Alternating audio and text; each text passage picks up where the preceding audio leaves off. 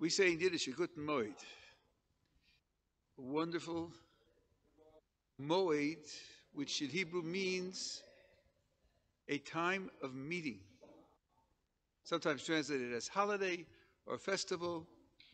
But in Hebrew, the word Moed means meeting, and refers to a time. It means a time when HaKadosh Baruch Hu, the Creator, makes himself available and invites us to experience a direct relationship with him.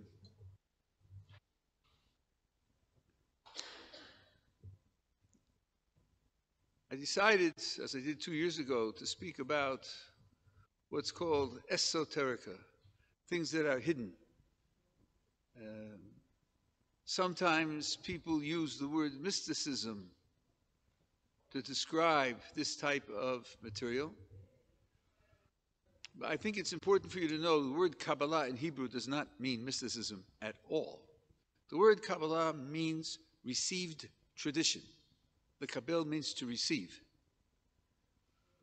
which means that it's not religious speculation and imagination and creativity and sensitivity. It's not plumbing your inner experiential depths. It's as much Torah as the 10 pronouncements at Sinai, or the laws of how to build and wear tefillin, or keep Shabbos,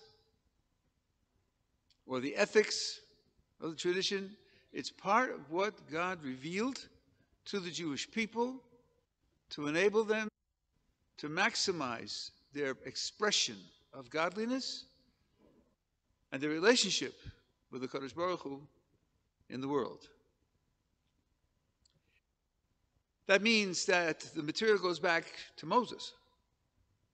It wasn't invented in the 15th century in Tzfas, nor was it invented by Shimon Bar Yochai and his yeshiva.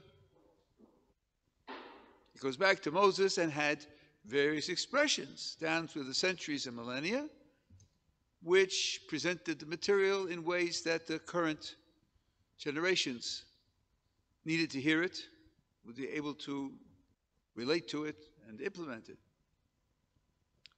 The Mishnah in Chagiga says that there are certain subjects called Maisa Merkava and Maisa Breshis, the work of the chariot and the work of creation, which are only taught to very few select students.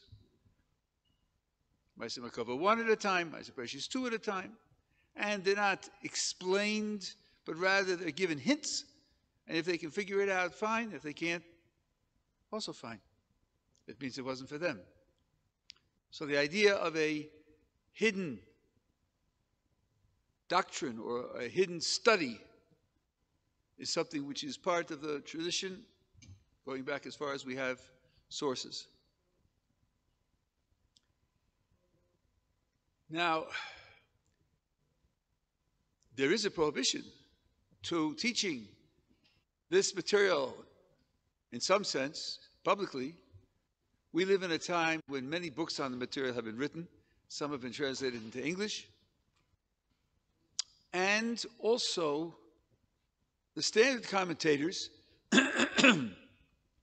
do make reference to these ideas, even though they also will give a hint, or they'll take just a tiny sliver of an idea and not develop it in detail. And therefore, it's worthwhile having some indication of what the basic concepts are.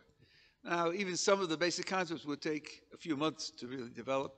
I want to just skim off the surface and give you a little taste of what some of the basic concepts are and a few applications, just so that this won't be an area that's totally black, totally unknown. And by the way, I just mentioned that there are two subjects, the work of the creation and the work of the chariot. There's a big confusion about this, which I want to try to just clear up in one sentence. Maimonides in his guide also talks about the work of the creation. And people think he's referring to Aristotelian physics. That's certainly wrong. He quotes the Mishnah in Chagiga which says that this is hidden material, secret material, which you only transmit to one student at a time, and only with the chapter headings? Well, if there are hundreds of schools worldwide teaching all this material in great detail, this couldn't be called a secret. So, the Ran, in the Drosha Saran, excuse me, that's my insulin pump giving me a signal, explains as follows. When you look at the world and how the world works, there are two ways to study it. There's the bottom-up approach, which is what we would call roughly the scientific method. You make observations. You want to explain why things happen. You concoct a theory in your imagination, and you check that it explains what you see, and then you predict new consequences, and you see that our predictions are correct. That gives you some reason to believe that the theory might be true. That's a rough, inadequate sketch of the scientific method. That's not Maisa Bereshis. That's not what we're talking about. What we're talking about is how the world is developed from its sources in spirituality, in higher creations of God, which then develop into and contribute to the structure of our physical world. This is top down, not bottom up. That you don't study in Greek philosophy, and you don't study at MIT in physics either. So, and Maimonides says that the study of the work of creation is a subject that borders on the work of the chariot, which is real, what would be called in English mysticism. And you shouldn't teach the work of the creation because the subjects are so similar and they affect one another that you're revealing the work of the creation. And you don't get that at MIT. Now, one foundation of Kabbalah is a principle that it shares with Jewish philosophy. And here I'm going to stop to make another historical footnote. There are many people who used to think and still teach, not in our sources, but in other places, who teach our subjects, that there's the philosophical school of Judaism and the Kabbalistic school of Judaism, and they're like two different religions, two sects, and they are at war with one another philosophically, intellectually, ideologically. It's absolute sheker in Hebrew. It's absolutely false. There's gigantic overlap between the two. They share many of the same principles. There may be differences of nuance. There may be differences of relative emphasis. But the idea that there are two Judaisms and they differ in their fundamental principles is simply false. And the one I'm going to give you now is a very good example of this. You probably have heard the idea that God is infinite, though probably no one stopped to define what infinite means in that context. Doesn't mean Georg Cantor's work in transfinite mathematics, which I used to teach for a living. Infinite, beyond understanding, transcendent, above all human conception. And that being the case, how is it that there are so many descriptions of God? In the Tanakh, the Hebrew Bible, there are hundreds of passages that describe God, even describe God in physical terms, as you very well know. And in the Midrash and the Talmud, hundreds and hundreds of descriptions of God, when there is a principle that God is beyond all description, beyond all understanding, beyond all conceptualization. Those two positions don't fit easily and comfortably together.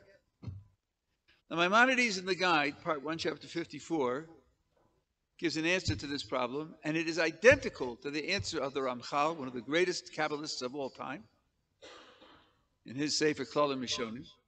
And the answer is this: we don't describe what God is. We describe what God does. We can describe actions without directly describing the agent. Indeed, it often happens in life when things happen and you have no clue who the agent is. Indeed, sometimes you don't know whether there's an agent or not. You have a series of software failures.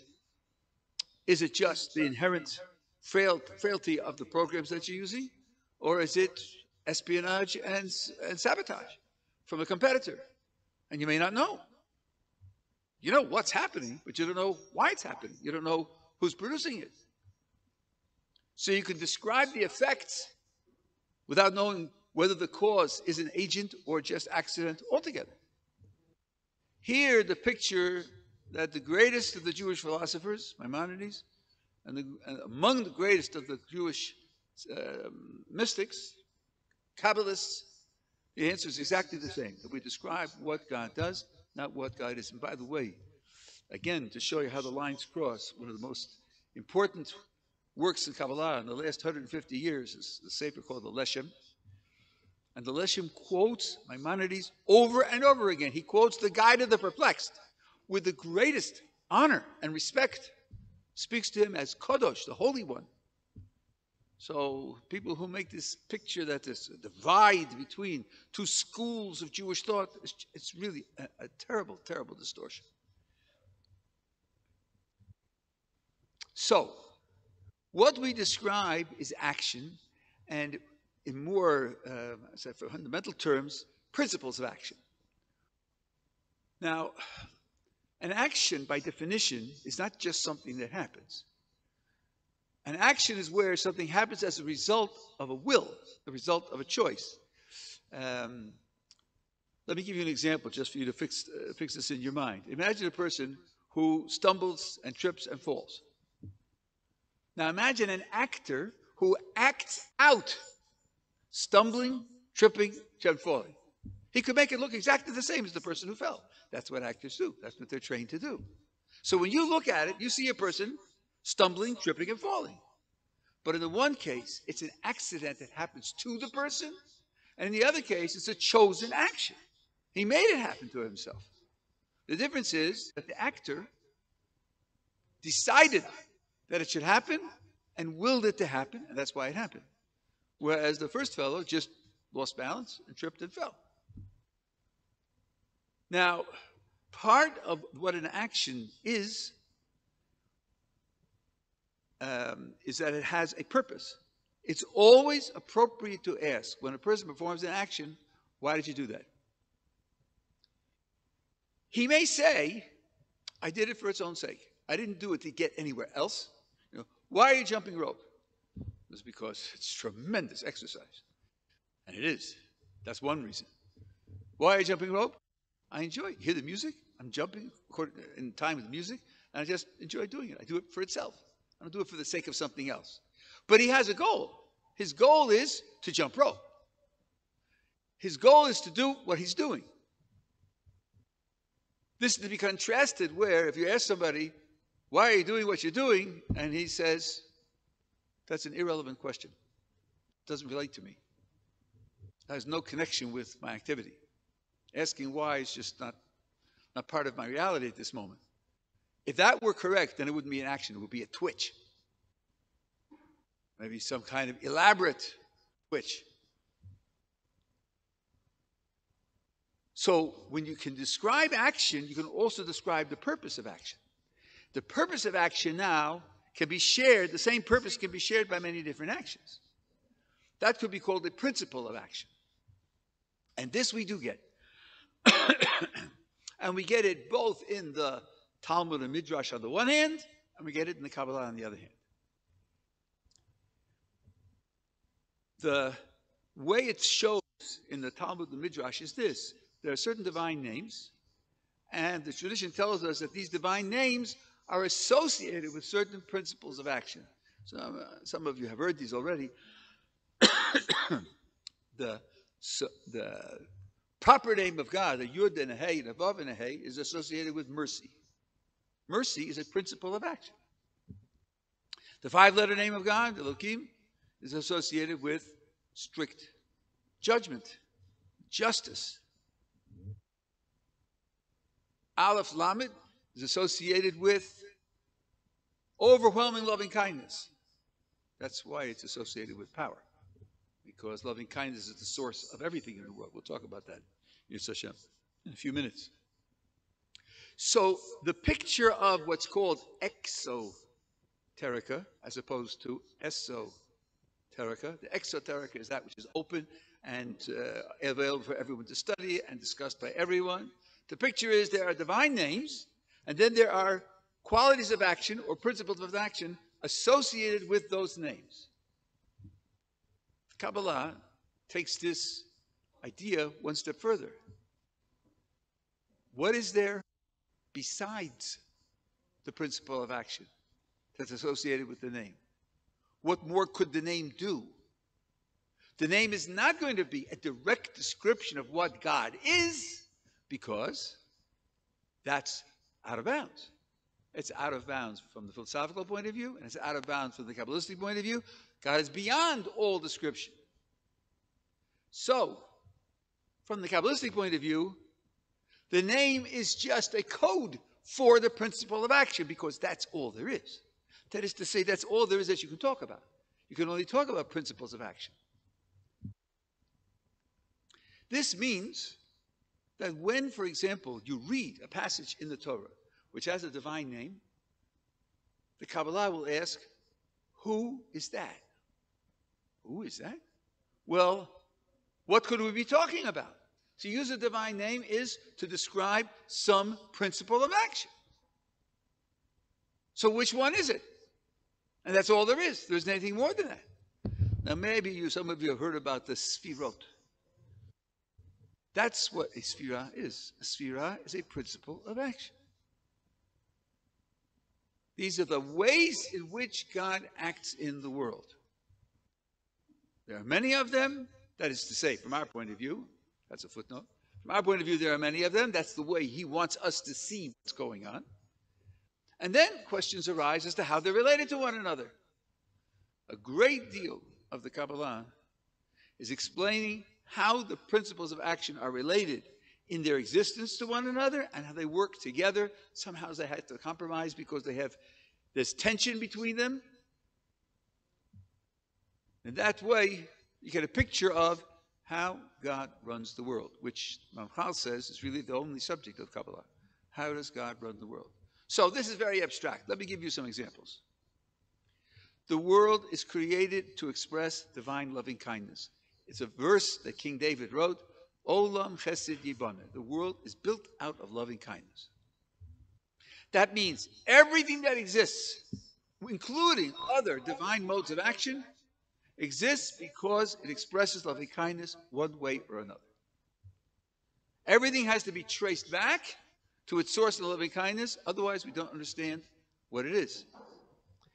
The Derech Hashem, the way of God by Lutzato, he says in the first chapter, is an exercise in showing how everything, including all the commandments and all the phases of history and all the phases of the human personality, the existence of good and evil in the world, all of it is an expression of loving kindness.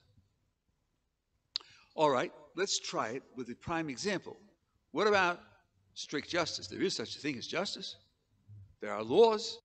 The laws have reward and punishment. Reward and punishment, by definition, is an expression of justice. Reward and punishment means you get what you deserved. You get what you earned. What you get is determined by your actions, determined by actions according to the rules. Now, if you think about loving kindness on the one hand and strict justice on the other hand, they seem to be complete opposites. Let's imagine that you've hired somebody to do a job. You signed a contract with him. If he works 40 hours a week, you pay him $2,000 a week. Comes to the end of Friday, he has his supervisor's report. He worked the 40 hours, you pay him $2,000. When you pay him $2,000, what kind of interaction is that? Well, you owe it to him. You signed the contract. He earned it. You have to give it to him. That's justice. That's certainly not kindness. You're not doing him any favor. He worked and he earned it.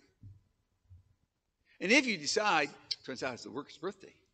So you say, this week I'm giving you $2,500 because it's your birthday. The extra $500 is kindness. It's kindness precisely because he didn't earn it, because he doesn't deserve it. He has no claim on it. That's why it's kindness. So if I look at an interaction, it's either kindness or justice. It can't be both. So how could you say that the source of everything is loving kindness and strict justice exists because it's an expression of loving kindness? How can A be the expression of B when A and B are contradictories? It sounds like an impossibility, logically. But it isn't impossible. This is one of the examples of the depth of Kabbalistic thinking, which is really Jewish philosophical thinking. Maimonides, when he codifies the law of charity, has 8 levels of charity, 8 levels of giving charity, from the most crude to the most sublime. Let's number them going from 1 to 8, from less to more, greater, lower to greater. The 7th level, next to top, is anonymous charity. The giver and recipient don't know each other.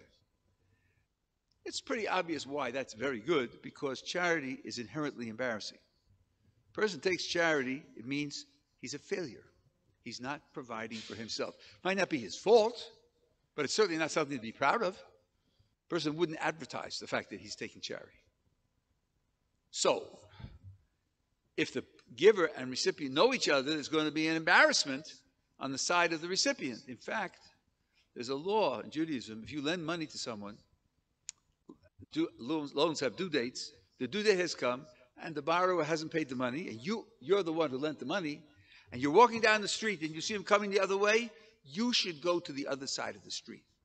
So he shouldn't meet you, so he shouldn't be embarrassed. That's an exquisite Jewish law of sensitivity.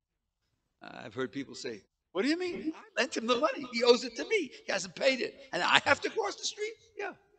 You have to cross the street to save him the embarrassment.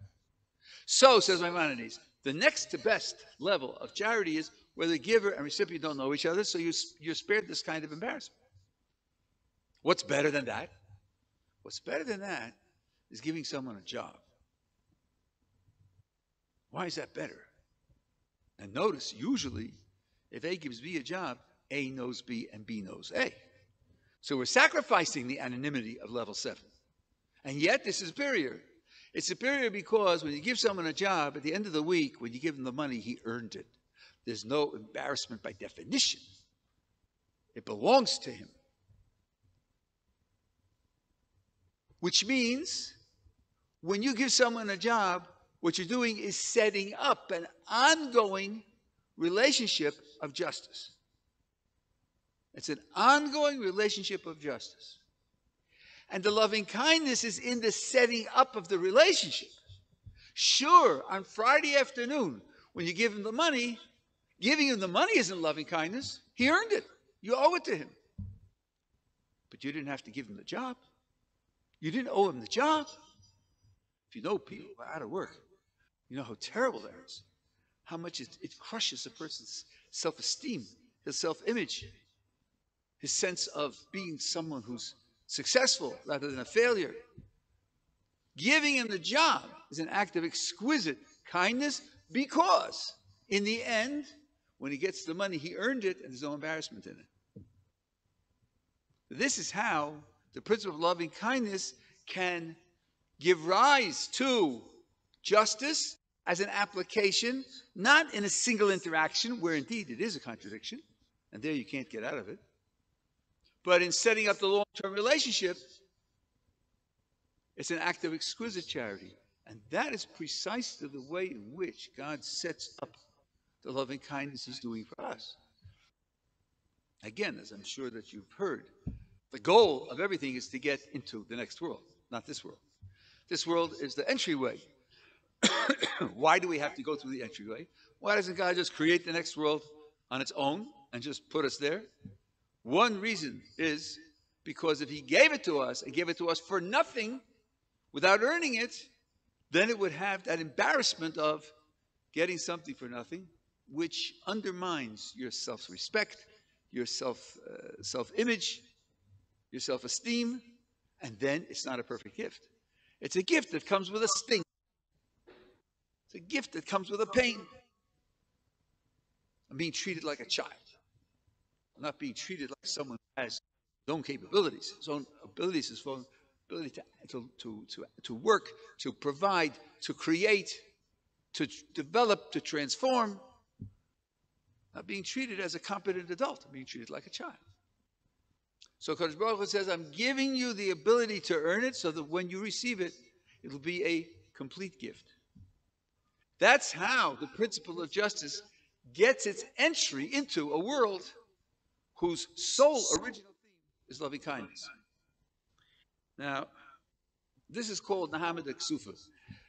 That's an Aramaic phrase based on a statement of Jerusalem Talmud. Man de'ochot alav delay, bohis distakapei. He who eats that which is not his own is embarrassed to look the giver in the face. Bread. It's called the bread of shame. He's embarrassed to look the giver in the face. You could ask a question. When I teach this in the yeshiva, generally, usually 2 or 3 students ask the following clever question. You're telling us that God puts us through this preliminary stage to earn what he wants to give us in the world to come, so that when we get there, we won't be embarrassed by it. Because being embarrassed by it means that it's not a perfect gift. You're talking now about the creator of the universe. Why doesn't he just create us without embarrassment? Horses aren't embarrassed. If you feed them every night a full bale of hay, it doesn't bother them that they didn't work during the day. They don't mind. So create us like horses. It's a good question. It's a good, logical question. The answer is in the 2nd chapter of the Way of God by Lusato. And I invite you to look there and study it. On my website, I have shiurim that I gave on the whole Sefer of the Derech Hashem, and I treat it there in great detail. I'm not going to go through it now. But what I wanted to illustrate to you is how the principle of justice grows out of the principle of loving kindness as an extension of it. Now, our people, the Jewish people, go back to the 3 patriarchs, and each of the patriarchs represented a principle. Abraham represented the principle of loving kindness. You see in Abraham's life a kind of universal, indiscriminate kindness for all, identifying with all and wanting to provide support and sustenance to any, no matter what position they're in, no matter what condition they're in. So you know that Abraham was committed to hospitality, that on the 3rd day after his circumcision, counting the day of circumcision, when he's in pain and weak, and he's sitting at the entrance of the tent, and it's blazing hot outside because God caused there to be great heat so there wouldn't be travelers, so Abraham wouldn't have to go and serve the travelers. Result of which is Abraham's very upset because there are no travelers. So God sends angels and he cares for them. That's one example. A much more striking example is the city of Sodom. Sodom is a city whose culture was anti-chesed. Sort of like the early capitalists. You want it? Earn it. No charity here. We're not soft. You can't earn it? We don't take in freeloaders. Go elsewhere. We don't need you. We're not interested in having you here. It's an anti-chesed society, which then led them to certain atrocities. Now here you have the paradox of liberalism. Can a liberal be liberal to an anti-liberal?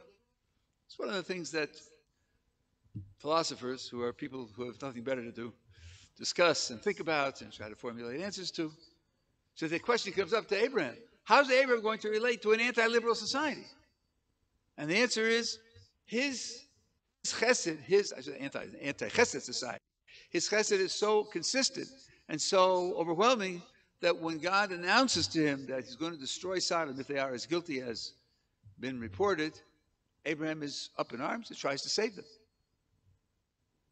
Even though their whole essence is to violate what Abraham stands for, doesn't matter. He's consistent in the way he practices that essence.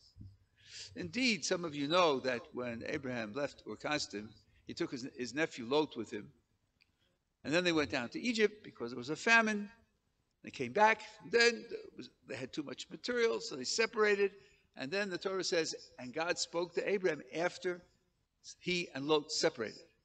And the rabbinic tradition comments, as long as Lot, the wicked Lot, was with him, God didn't speak to him. And some of the commentators explain as follows.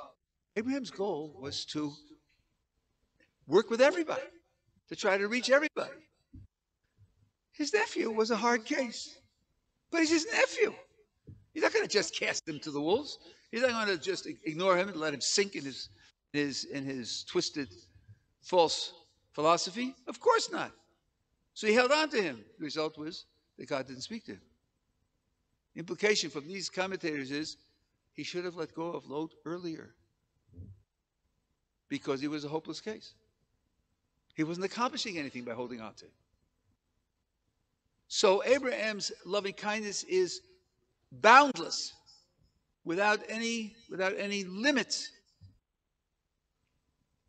That's why there needs to be a complementary principle called justice, which sets limits and draws red lines and has consequences for stepping over the red line. Because boundless, indiscriminate loving kindness isn't by itself the ideal. It can be the foundation, but it has to be developed in a certain way. That's what Isaac stands for. Isaac stands for strict limitation, strict justice, no quarter, no special dispensations, no mercy.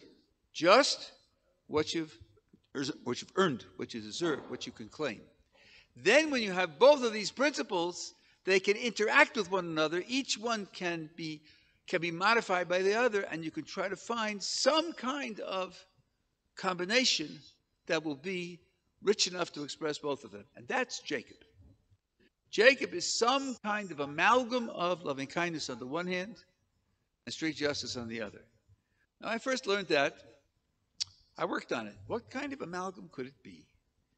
And I tried math, and I tried chemistry and physics and biology. I couldn't get it. I couldn't get a model that described how these two things work together. So I was talking to my oldest son, who knows these things better than I do. And he said to me, Abba, the reason why you're not getting it is because you're using non-Jewish concepts to describe a Jewish idea. So I said, that sounds right. You know, it could be a barrier if you're doing that, crossing cultures. What do you suggest? He said, well, I suggest you use a Jewish idea. I said, okay, tell me what's the Jewish idea that you accept, that would help. And he said there's an idea in Kabbalistic thinking of what's called Ohr and Kli. Ohr means light, and Kli means vessel. Sometimes there's a light that's enclosed in a vessel. And the two of them work together to accomplish something which neither alone could accomplish. The light needs to operate anonymously. If it's clear that it's the light that's operating, it's going to subvert its own project. I'll give you an example, practical example in a moment. On the other hand, the Kli, without light animating it, is on a much lower level. It isn't serving any higher purpose. When the light enters the Kli and is contained in the Kli, and then the light can only shine through the walls of the Kli, it means it's tremendously diluted. And an onlooker sees a shining Kli, doesn't see light shining. He sees a Kli shining. Sort of like phosphorescent light. You know, phosphorescent light is different from light coming through a pane of glass. There, you know, there's a source coming through the glass. Here, the thing just glows. Here, you see the Kli, and the Kli is glowing. Maybe it's just phosphorescent. So then, the light can operate semi-anonymously, and the Kli is serving the higher purpose, both of hiding the light and serving the light in the way it operates. Now, here's an example. Yes, Hashem, someday you'll be married and you'll have children. You're walking down the street with your 5-year-old. Is your 5-year-old old enough to cross the street by himself? Probably not. Probably not. He hasn't developed the observational capabilities, doesn't have the judgment. So, what some parents do is you ask the child to tell you when he thinks it's safe to cross the street. And you check his judgment. And you do that 20 times, 25 times. He presses pretty good judgment. Then you walk down the street, you don't hold his hand. You tell him, just tell me when you're planning to cross the street. Fine. After he seems to have passed that test, you say, okay, we're going to walk together, and you'll decide when you think you'd like to cross the street. Fine. First time it works, second time it works. Third time, he runs out to get something that's fallen into the street, and there's a car coming, and he doesn't see it. What do you do? Well, you know, he made his own decision. Let him take the consequences? Probably not. Probably run out, you grab him by his clothes and pull him back. You may shake him and say, "What's the matter with you? I told you, you look both ways. You didn't look." Now, what are you showing the child at that moment? You should be showing the child anger that will frighten him. He needs to be frightened of crossing the street. Otherwise, he may not live till 10. What's motivating you? What's motivating you is love. You don't want your child to get hurt. But if you do it with love and kindness and softness and care and consideration, the message won't get across. The message that he'll get across is, this is a preference my father has, and I'll consider it, and consider when it's worthwhile and when it isn't. The kindness has to be disguised as strictness, as anger, so as to get the child to learn the lesson that will save his life. Here's an example of where the two are working together, where the kindness is the motivation, but the strictness is the face that the motivation that the kindness uses to make sure that the kindness achieves its goal. Very often you have this relationship of aura and kli, the light and the vessel, where the two are working together, and the vessel is like a disguise for the light, so the light can operate that way to get the message across. This picture of aura and kli is something which is ubiquitous in the Kabbalah, and it applies to micro interactions of the kind that I described. It also operates on a macro level, according to the Ramchal, Meshech and Lusato. The goal of everything is to express an extraordinary kindness. But again, if the kindness were open and palpable, then our responsibility to work to earn it wouldn't be taken seriously.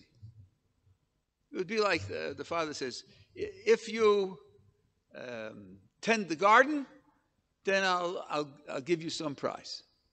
And then when he doesn't tend the garden, he says, yeah, but you're my son, so I'll give you the prize anyway. That will not develop a responsibility in the child. So the father has to hide that side of him that always wants the child to feel good, always wants the child to be happy, because that won't be good for the child. The child won't be really happy. He won't really have a satisfying life. And even though that's what's motivating him, he can't show that that's what's motivating him. So HaKadosh Baruch Hu deals with us in a very similar way. Now, I'll try to express to you one more Kabbalistic idea, and that'll be what I have time to do tonight. What is a human being? A human being alone in the entire creation is a hybrid. A human being is a combination of two different things operating together, soul and a body. Nothing else in the creation is a double like that. Angels are like souls and just souls. Animals are like bodies, just bodies.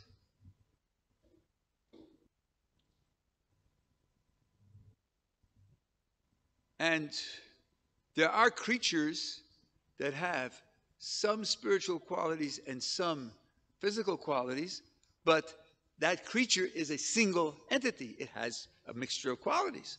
But it's not two separate entities operating in parallel with one another, interacting with one another. Why are we created that way? What is it that's necessary for us that's not true for anything else in the universe? And the answer is free will.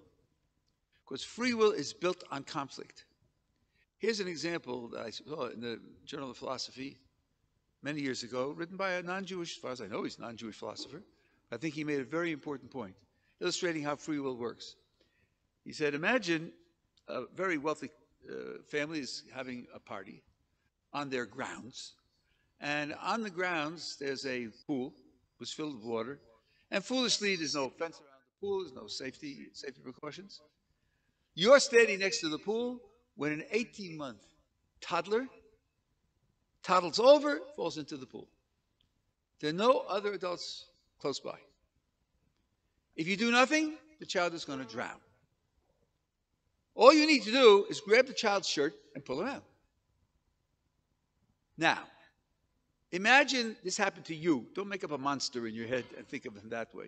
Think if it happened to you and ask yourself, in your psychology, in your set of motivations, what motivations are in favor of saving the child?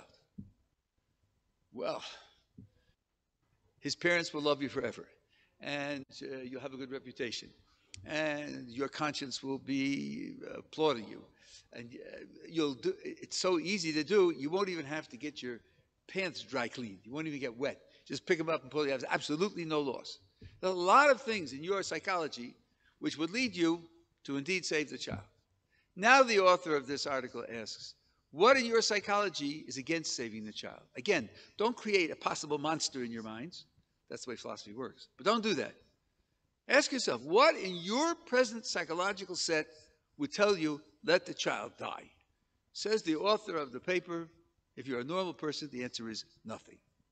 There's nothing in you that says, let the child die. So that means, facing this situation, there's no inner conflict. All of your psychology is in favor of saving him. That's not a free decision. A free decision is only when you have at least two options, and each option has some positive motivation so that you're in a situation of conflict. Free will decides which of two conflicting alternatives should be done. But if there's no conflict, there's no free will. I think the article made a very good point, and it's exactly the point that the Hoshana Sato in the Way of God makes, that free will requires conflict, and that's why we are compounds. Because the soul goes in one direction and the body goes in a different direction. Very often there's conflict between them, and free will then has the access to decide which way the person shall go. Now, the crucial thing here is to understand the way in which the body goes.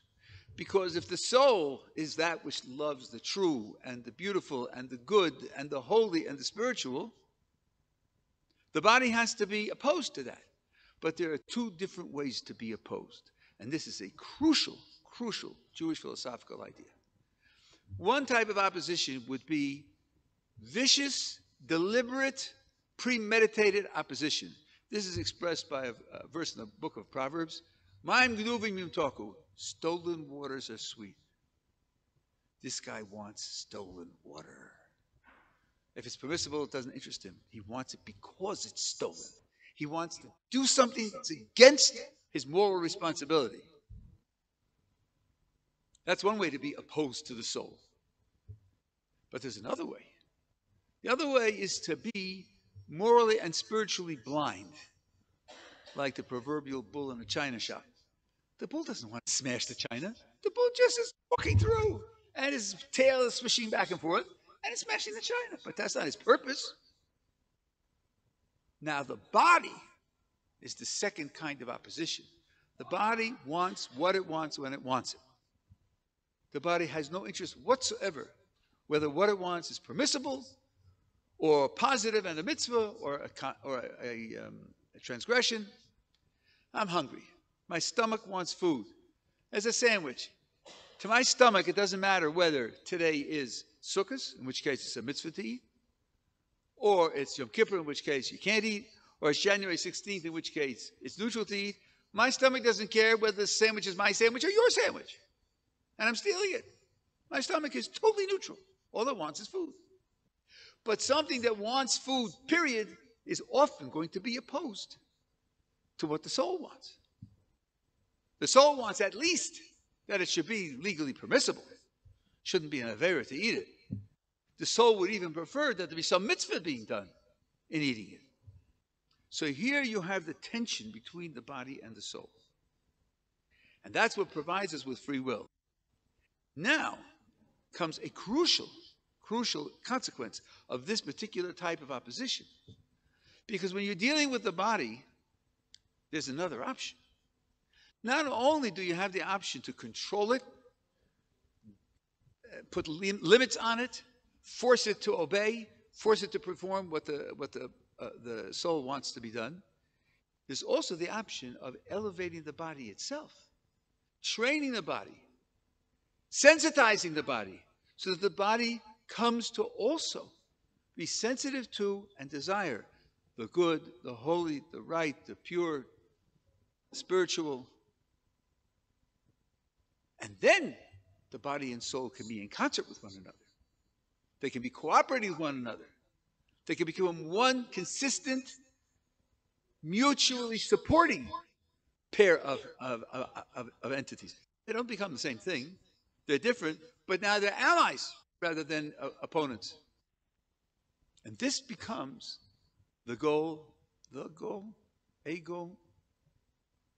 maybe the central goal of Jewish spiritual progress, to elevate the body to the point where it too wants what the soul wants. And when that happens, free will disappears, right?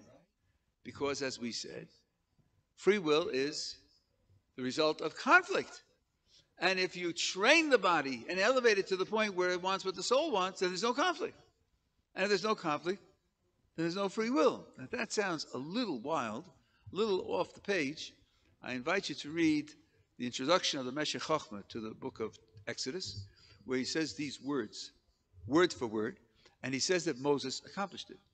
That means that from the time of receiving the Torah onward, he says Moses didn't have free will. At least in giving over the Torah to the Jewish people, he didn't have free will, and that was very important. And he quotes Maimonides, who twice calls Moses an angel. In Yesodiha Torah, the fundamentals of Torah. And although he doesn't quote it, he could have quoted the Ramchal, if I've quoted now 6 times already, in his Mesilas Yesharim, The Path of the Just, where in chapter 26, at the end of the book, he says it's possible for a person to become like an angel. In this world, with the body.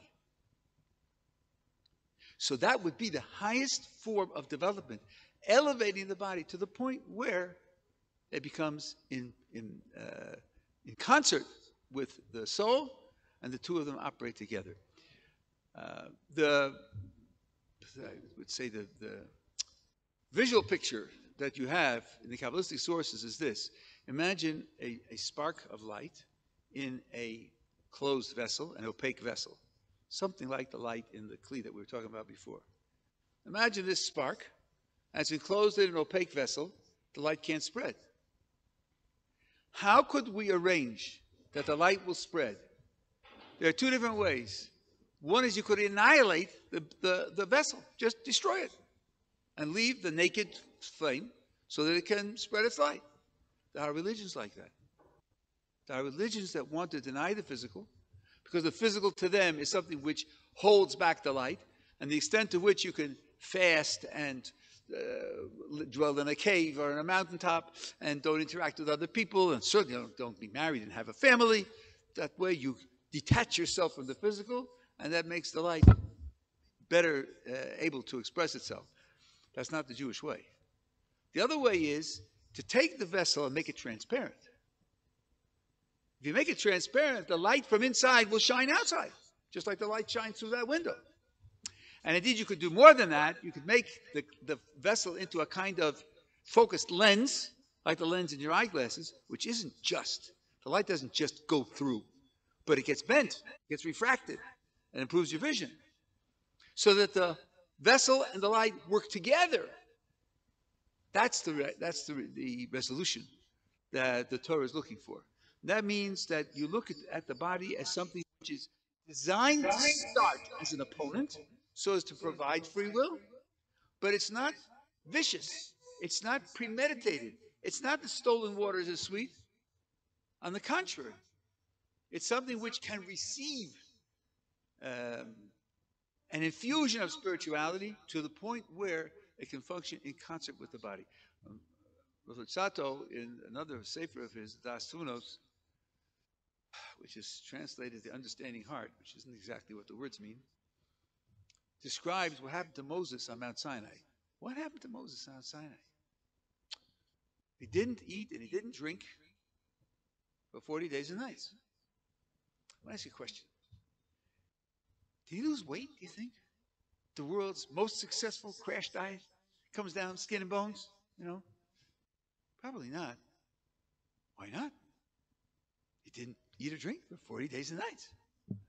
The answer is because he was learning Torah, and he was on a level where the body became so attached to the soul that the soul's absorption of Torah gave nutrition to the body.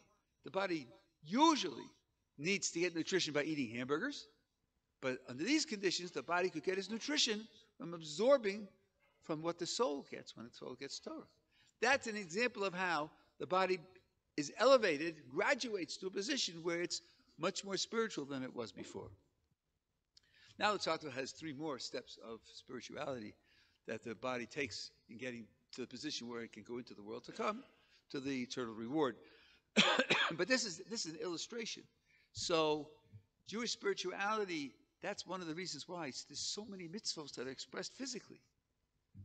People who have training in certain other religions look at this and say, my gosh, you're waving willow branches, or palm branches, and what are you doing that for? What could that be spiritual? Or eating crackers in the spring? And why is that so important? They're missing a crucial element of Jewish understanding, that the body and soul are meant to outgrow the opposition. The deepest way to put it, I think, is this. There's only one God, right?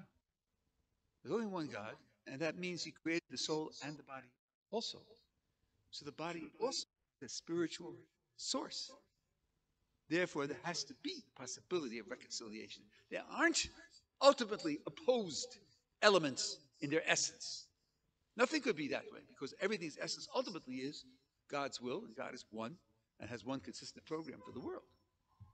So, that being the case, this is just a little glimpse into the way in which the Kabbalah works, in the system in which it expresses its picture of how Jewish life functions. And I will finish with an example from the first verse of the Torah, Bereshis bara Elokim hashamayim v'ha'aretz, which sometimes is translated in the beginning, God created heavens and earth, or Rashi's translation, beginning of creating heavens and earth, there was light, where that verse describes when the creation took place. The Midrash says, read the base not as in, but for the sake of, which is a standard usage in the Tanakh. The base can mean for the sake of, and read it as God created heavens and earth for the sake of Reshis, and Reshis is a code word for the Torah and the Jewish people. So the Midrash is telling us why He created it.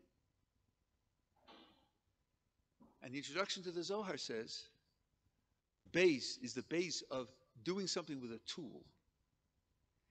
Bereshis bara means some unnamed subject used Reshis, create Elokim. That's right. Elokim is what? Elokim isn't God, G-O-D. Think back 40 minutes. We talk about principles of action. That's all we can talk about. Elokim is a principle of action of strict justice. Well, it didn't come into existence out of nothing. It was a development. I told you where it developed from. Here we're on a higher level. Reshi stands for wisdom.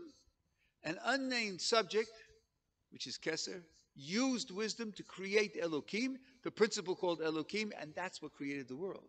So according to the Zohar, you're answering the question, who created the world? So the Pshat says when, the Midrash says for what purpose, and the Zohar says who. You see they fit together? You see that they make a compound picture which describes different aspects of the same event and gives you a fuller understanding of the event.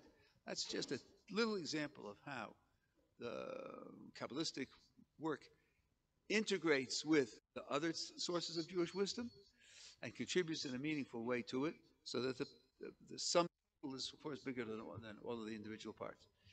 Well, maybe now when you see certain hints in the commentators, you'll be able to appreciate them a little bit better. And someday, when you've had enough background of Jewish information to prepare you, maybe you'll have some time to spend studying also Kabbalah.